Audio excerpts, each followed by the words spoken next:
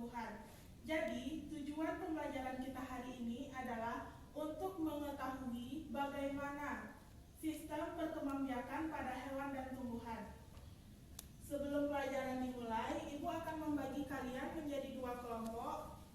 Kelompok 1 Pinda Etrinisa dan kelompok 2 Nurul Anissa. Di sini Ibu memiliki beberapa soal tentang materi kita hari ini. Silakan kalian jawab dengan cara berdiskusi. Jika ada yang kurang jelas bisa ditanyakan ke Ibu ya. Bagaimana Nurul, ada yang kurang jelas? Yang mana? Oh, kalau yang ini kan apa saja bentuk perkembangan pada tumbuhan. Jadi Nurul jelaskan bentuk perkembangan pada tumbuhan itu apa aja. Baik. Kalau Pindah ada yang kurang jelas? Ya, kalau yang ini kan perkembangan biakan pada hewan. Jadi nanti ada dibagi dua, nanti itu yang Pindah jelaskan. Apakah masih ada yang kurang paham? Tidak, Bu. Sudah habis, silakan anggota kelompok untuk membacakan hasil diskusinya ke depan.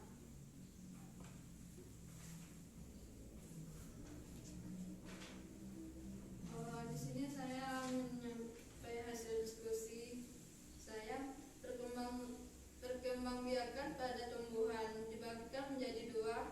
Satu menjadikan secara vegetatif, dua secara generatif. Perkembangan biak pada hewan dibagi menjadi dua, secara vegetatif, dua secara generatif. Beri aplaus untuk Pindah. Baiklah, sekarang Ibu akan menjelaskan materi kita hari ini, yaitu tentang sistem perkembangbiakan pada hewan dan tumbuhan. Baiklah, di sini Ibu akan menjelaskan tentang sistem perkembangbiakan pada hewan dan tumbuhan. Yang pertama yaitu perkembangbiakan pada tumbuhan. Perkembangbiakan pada tumbuhan terbagi menjadi dua, yaitu ada perkembangbiakan secara vegetatif dan perkembangbiakan secara generatif. Yang pertama ada perkembangan vegetatif atau secara aseksual. Perkembangan yang hanya melibatkan satu individu saja, atau dalam kata lain tidak kawin. Perkembangan ini terjadi tanpa melalui peleburan antara gamet jantan dan gamet betina. Perkembangbiakan vegetatif ini sendiri terbagi lagi menjadi dua. Ada vegetatif alami dan vegetatif buatan. Yang pertama yang kita akan bahas yaitu tentang vegetatif alami. Yang pertama ada rizoma atau akar tinggal. Bentuk modifikasi dari batang yang menjalar di dalam tanah, yang tumbuh mendatar dan biasanya bercabang. Tubuhnya beruas-ruas dan pada permukaannya melekat daun berupa sisik-sisik. Contoh dari tanaman yang berkembang biak dengan cara rizoma ini yaitu ada kunyit, lengkuas, jahe, dan sebagainya. Yang kedua ada stolon atau geragi. Merupakan bagian batang yang menjalar di atas permukaan tanah. Pada bagian ruas-ruasnya akan muncul akar yang akan tumbuh menjadi individu baru. Contoh dari stolon atau geragi ini adalah pada tanaman stroberi. Yang selanjutnya ada umbi lapis. Lapisan-lapisan daun atau susunan yang berlapis-lapis yang mengelilingi batang dan tumbuhan yang di dalam tanah. Memiliki bagian pangkal yang agak keras disebut dengan cakram. Contoh dari tanaman yang berkembang biak dengan cara umbi lapis ini yaitu ada bawang merah, bunga lili, dan sebagainya. Selanjutnya ada tanaman yang berkembang biak dengan cara bertunas. Tumbuhan muda yang baru tumbuh dari bagian induk tumbuhan. Tunas biasanya terbentuk melalui pembelahan sel pada bagian jaringan meristematik. Misalnya pada ujung batang maupun ruas-ruas batang. Contoh dari tanaman yang berkembang biak dengan cara bertunas yaitu ada pisang dan bambu.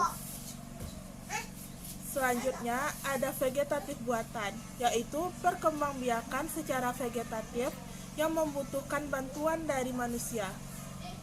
Contoh yang pertama yaitu ada stek, merupakan teknik perkembangbiakan tanaman dengan cara memotong bagian tanaman untuk ditanam sehingga akan tumbuh menjadi individu baru. Bagian tanaman yang digunakan stek yaitu ada akar, batang, dan daun. Contoh dari tanaman yang dapat di stek yaitu ada Manihot utulissima atau singkong. Selanjutnya merunduk, pembengkokan atau penanaman bagian batang atau cabang suatu tumbuhan ke dalam tanah. Contoh dari tanaman yang dapat dilakukan merunduk yaitu ada stroberi, melati, apel, dan alamanda.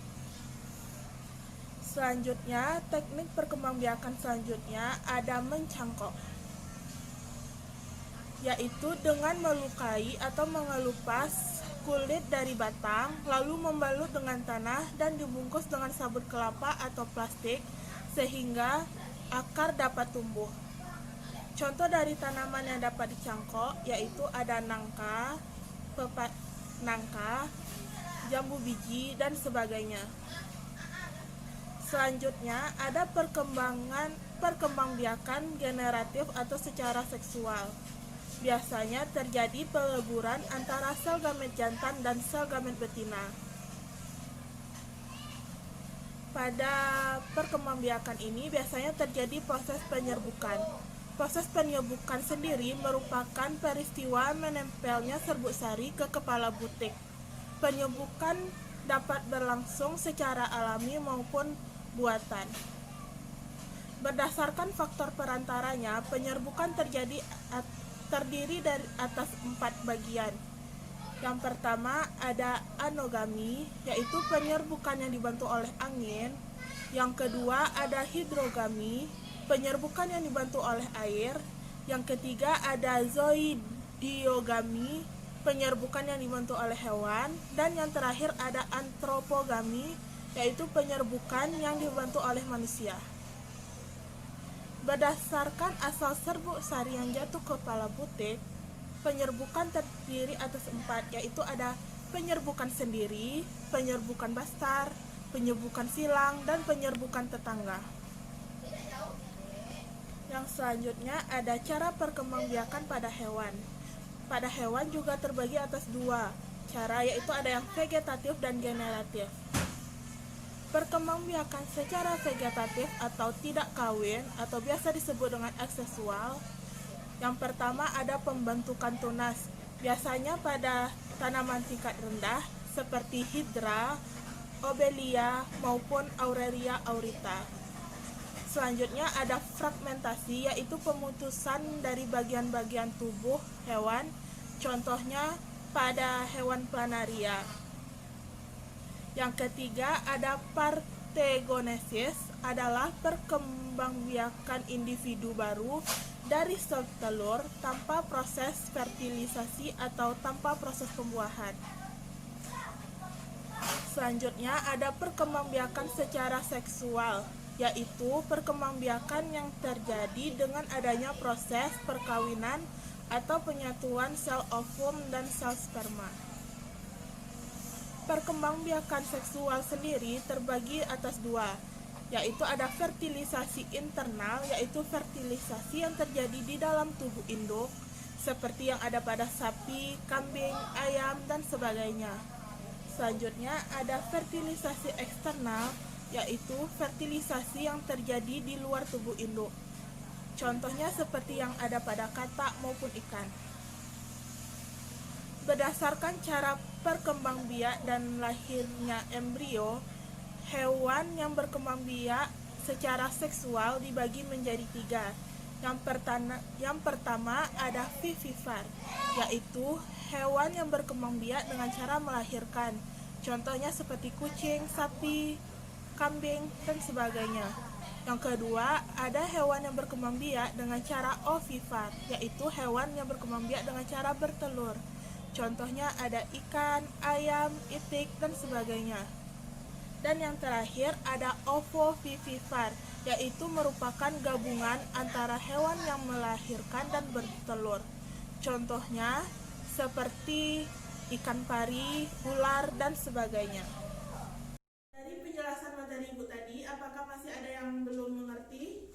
Sudah, Bu. Jika semuanya sudah mengerti, Ibu akan memberikan kalian soal kuis, soalnya rebutan ya. Bagi yang bisa menjawab soal dari Ibu akan mendapat nilai plus untuk pelajaran hari ini. Soalnya, sebutkan contoh tanaman yang perkembangbiakannya dengan cara tunas. Saya, Bu. Ya, Nurul? Pisang dan bambu. Ya, betul. Beri aplaus untuk Nurul.